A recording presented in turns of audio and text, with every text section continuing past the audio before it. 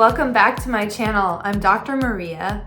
For those of you who are new here, I am a licensed psychologist, so a lot of what I talk about here is flavored by my professional background, but I want to give a little shout out to LEND, so Leadership, Education, and Neurodevelopmental Disabilities. I completed my fellowship with Vermont LEND, and I also have been a part-time faculty ever since.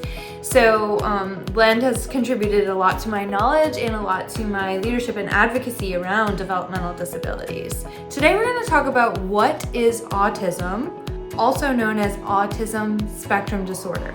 Right from the beginning, I want to let you know that there's a phrase within the disability community and other marginalized communities, which is nothing about us without us. That means don't be making policies, don't be making decisions about our lives or talking about us without including our voices. So I am not an autistic individual, so I'm using part of my definition today from the Autism Self-Advocacy Network, and my goal is also to in the future be inviting autistic self-advocates onto my channel to interview.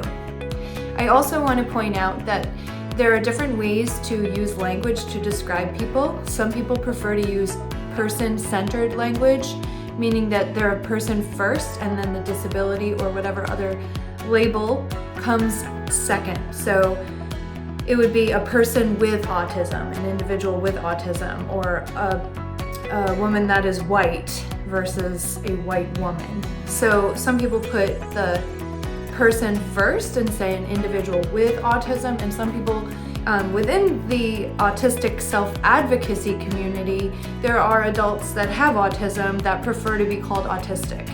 So just like any other thing, you always want to ask the individual how they identify if you're not sure, and don't make assumptions or don't assume that any one way is necessarily the right way. So I kind of use the language interchangeably. If I'm talking to a person and I'm using some sort of a label to describe them, I always want to look at how do they describe themselves. And if you don't know, you can always use their name.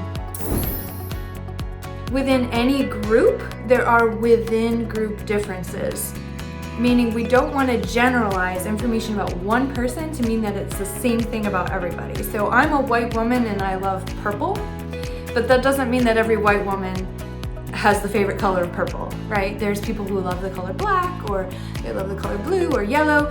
There's so many differences among women, so we can't generalize what we know about one autistic person and assume that that describes everybody who has autism. Autism is a developmental disability, meaning that it is something that occurs prior to the age of 22. You are typically born this way, is the way that we would describe it. And I really like the way that the World Health Organization, WHO, describes disability, because they include environment in the definition. So they say disability results from the interaction between individuals with a health condition and personal environmental factors, including negative attitudes, inaccessible transportation in public buildings, and limited social support. So the environment has a huge effect on the experience and the extent of disability. And as a psychologist, whenever we're looking at whether we're going to diagnose something as a disability, our top priority is only defining it and labeling it if it causes impairment across settings. So if you have autism and it's impacting you, it's because it's impacting you at home, at school, with friendships and other public spaces. And that's keeping in mind the fact that our environments just really aren't conducive to people with autism. And that's something that as a community, you and I all have some ability to impact. And our public policies can also be impacting people in a positive way to help make their world a little bit more accessible.